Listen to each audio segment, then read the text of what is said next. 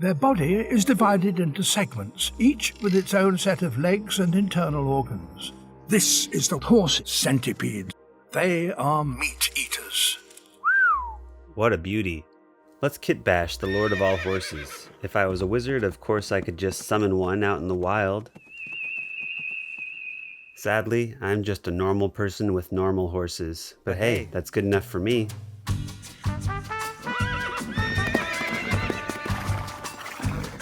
After luring them in and gaining their trust, we're ready to line these studs up for the sacrificial ritual. But which of these beauties will be the centipede's head? Nay, none of these will do. Oh yes, this one. This head will be our main event, and these hind quarters will bring up the caboose. Within this centipede sandwich, the lion's share of the legs will be this stack of steeds. Now, it's time to make our first incision using a rotary tool. The first surgery was a success, but we have many more horses to get through. Oh yeah, this one was a twist off. After separating heads from tails, you might realize we're not building a horse hydra, so the rest of the heads must go. Bill Making Stuff is always saying to keep the heads for future kit bashing projects, but I'm worried I'm going to wake up tomorrow with a new pile of bits that I'll be cursed to use up.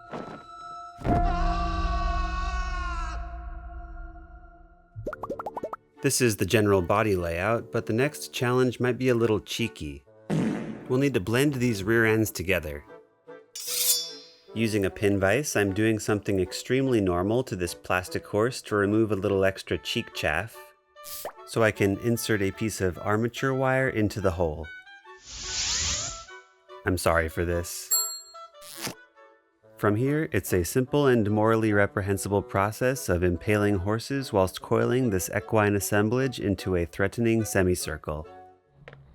Then a bit of superglue to lock the pose in place.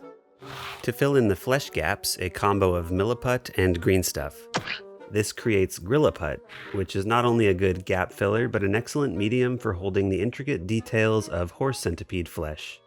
But to really capture that horse fur essence, I'll need to make a texture tool. Using a chopstick, I'm skewering a chunk of super sculpey. Then I'm lubing up a horse with vegetable oil, as one does. A greasy steed helps in sampling texture so clay doesn't get stuck in the fur. After a quick bake, I can't show it on YouTube. Nah, I'm just kidding, it's just earthworm jam. I'm blending the epoxy putty into the plastic fur texture as best I can, but as it turned out, the texture tool wasn't quite as good as just using a spare pelvis from the horse bisection earlier. Another reason to hold on to the pile of severed horse bits. After a quick prime, it's time to decide on the right color scheme.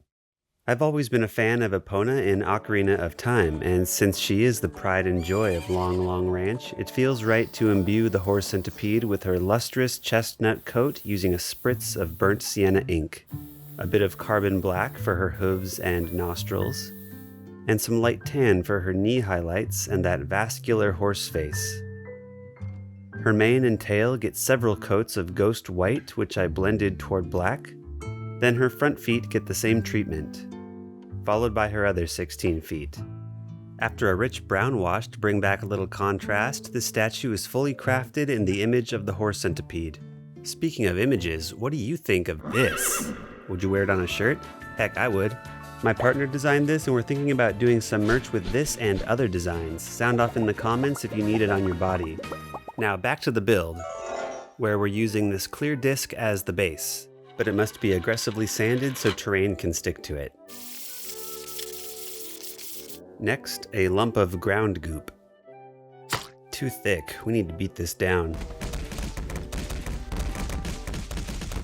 That's better, we don't want the horse to drown in deep sludge. Here's how I made this ground paste, by the way. Before letting this delicious cookie dry overnight, I pressed in a few chunks of bark as boulders, then spiced it with a few pinches of dirt. I gave the bark a few passes of a dirty wash until they looked more rock-like, but the ground is still missing something critical. It's grass, but do you know how to best grow a lawn? Every lawn craves Lon Lon milk. I pour it on extra thick, that drinkable yogurt consistency. Spread that cream all the way to the edges, then electrolyze the protein so it's got what plants crave. And for that extra grass that failed to stick, just vacuum it up and throw it in the trash. Just kidding, catch them in a nylon sock and save them, and that's my tip I learned from Luke Toan of the day. I'm finishing up this horse home with a garnish of the finest tiny pebbles taken from an old dirt hole in my yard. And if we're lucky, the horse centipede will feel comfortable enough in its new home to leave us with a gift. Oh wow, a baby horse centipede. Welcome to the world, little one. Oh no. Well, guess I'm cursed forever. I shouldn't have made you. I knew you couldn't be tamed. There's only one thing that can tame a horse centipede, a human centipede. That means we'll have to upgrade our hero from Link to Chain Link.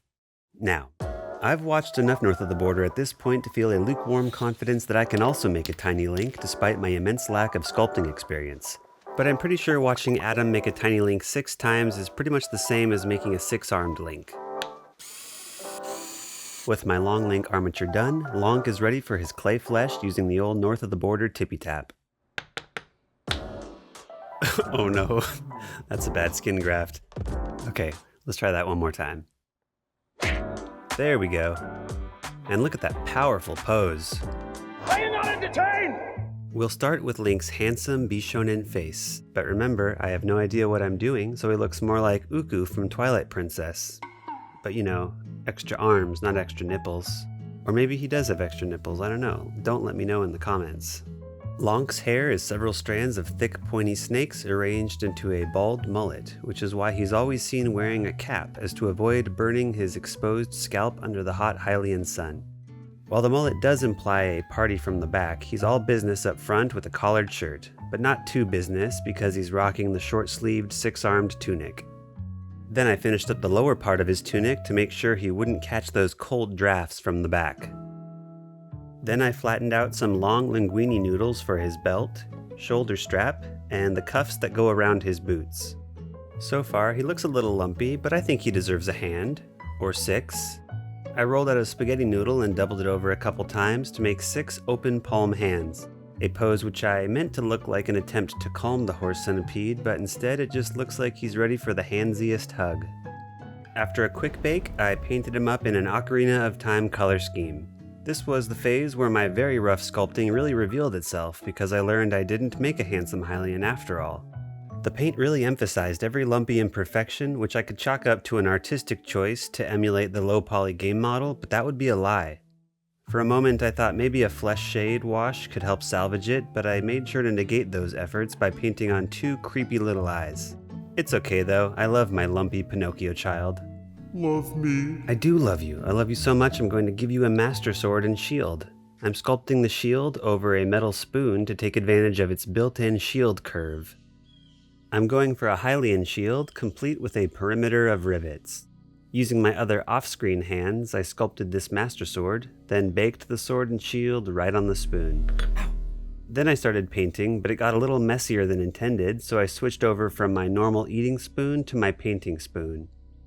Let's quickly wrap up the painting, then equip Chain Link on his task of taming the wild horse centipede or die trying. As always, thank you to all the support on Patreon for making these videos possible, including these patient patrons thanked in song form. Now roll the beauty shots.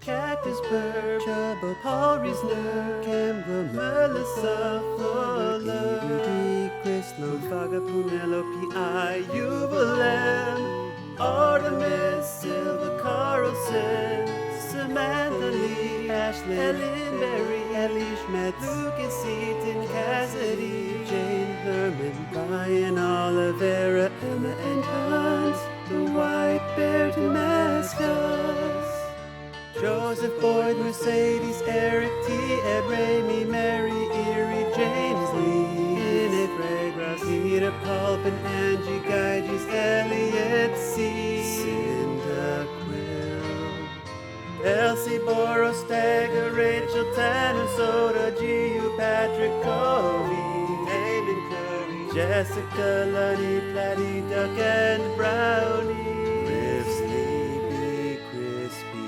Elizabeth, Stein, Magnificent, Michael D. Morrow, Monka, Carmona, Erica Von Conchusha, Moonte, Tanya Lemos, Holly Tucker, Kenneth Belasco, Pauline and Travis, English, Iris, Sabrina, Nelson, Noah Cornet, Cinnabons, Anastasia, Mick Hibbert, Taylor, Elsie, Lee Robbins.